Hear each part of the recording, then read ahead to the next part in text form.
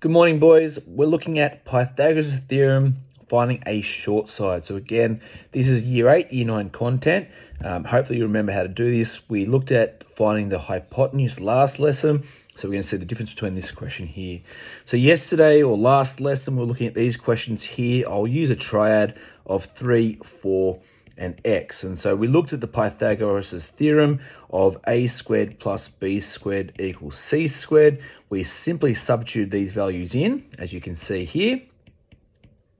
Okay, and then once we did that, we figured out what the left hand equaled. That equaled 25, and we said, okay, well, let's square root the answer to get 5, and we solved it.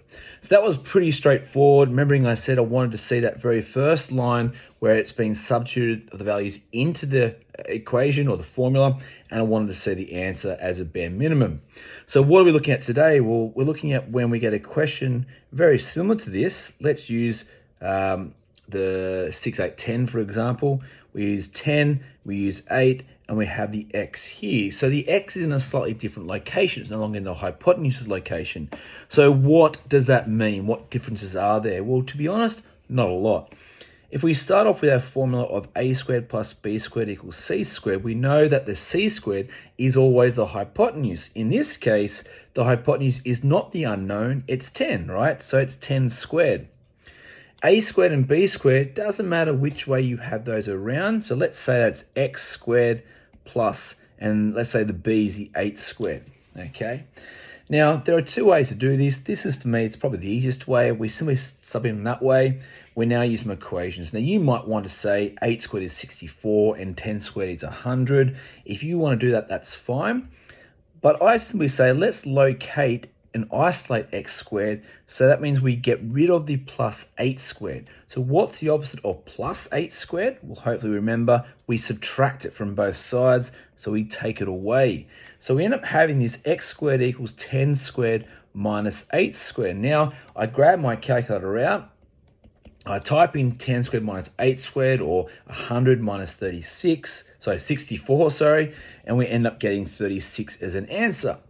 Now, of course, we want to find what x is. We don't want x squared. Remember, easy way to tell, the hypotenuse is 10. Well, x is a bit smaller than that, right? Because it's a smaller side. Therefore, it can't be 36. So let's square root the left hand and the right hand, and we get x equals 6. Now, again, in terms of working out, I want to see at least the answer. Got to see that, right? But I want to see at least one of those two lines. Now, some of you might have learned in year 8 and year 9 that when you're finding a shorter side, you can always do the hypotenuse squared, subtract the small squared, which means in theory, you probably start here. Now, if you notice that, that's awesome, okay? It's a little bit less working, one line less working, but it is less working, and you can go from there into your answer, ensuring that you have square root of your number. Some of you will use the first version of x squared plus 8 squared equals 10 squared as your first line, then the subtraction, then the square root. It doesn't really matter which way you do it. You're saving a little bit of time, but certainly I want to see some working out. That's pretty much the only difference that we're looking at for today's lesson. So we're going to look at maybe 2 questions only, or these 2 plus one more. Find x to 1 decimal place, pause it, have a crack at it, see what you come up with. Okay, so the first one, you could either say x squared equals 8 squared minus 6 squared. That's if you went straight into the short, quick way. Of course, we're given the hypotenuse in this case. Therefore, I need to subtract the other one. Okay, alternatively, you might start with saying x squared plus 6 squared equals 8 squared. That's just using the a squared plus b squared equals c squared. And then you get rid of that plus 6 squared and bring it across. It's exactly the same thing. Doesn't really matter what you do.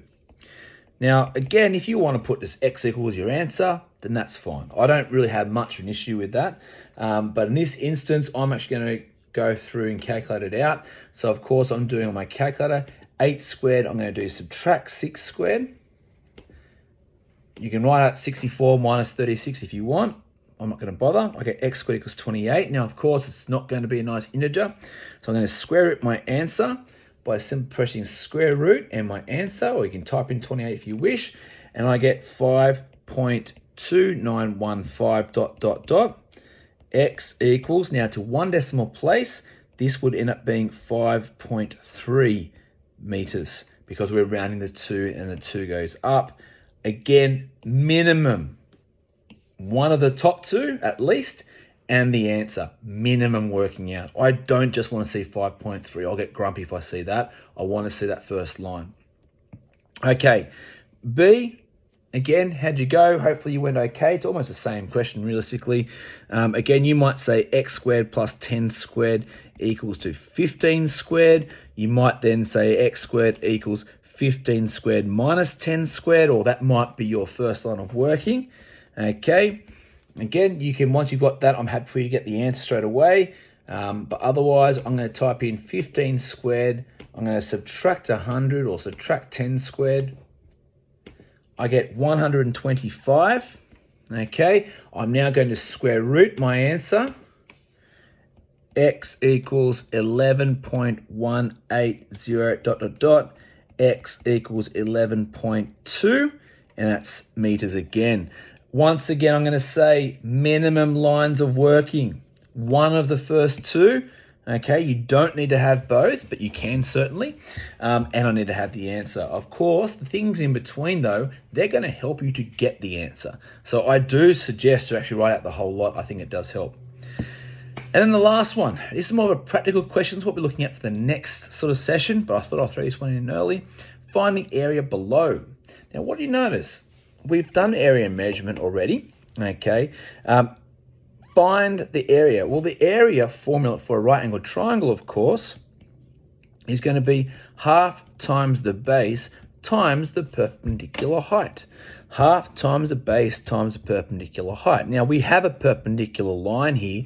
Problem is, we don't know what the value of it is. Okay, that's our unknown. So we're going to use Pythagoras' theorem to go and help us to find that height.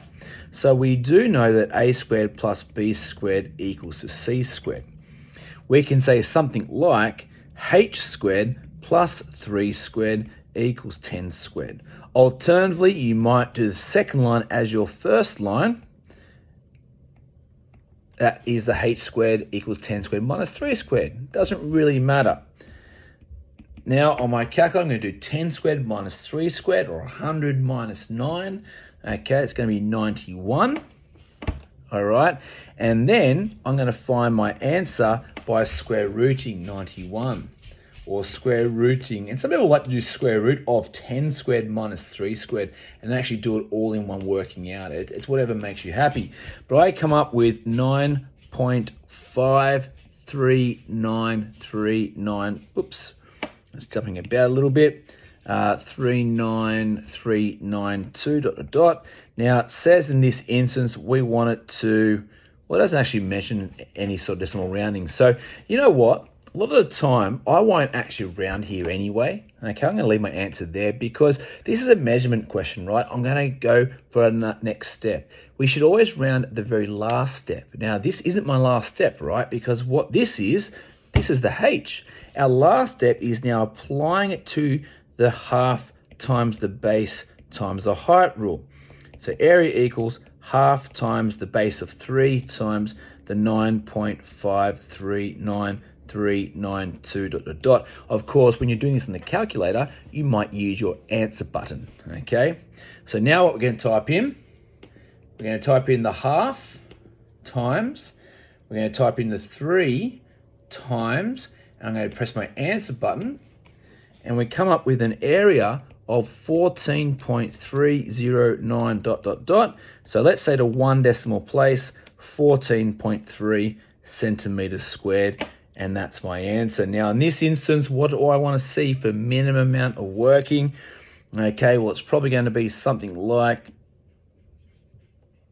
that and that. So 4 pieces of working there. So the first line is my substitution into Pythagoras and then my length, and then my substitution into the area formula and then my area.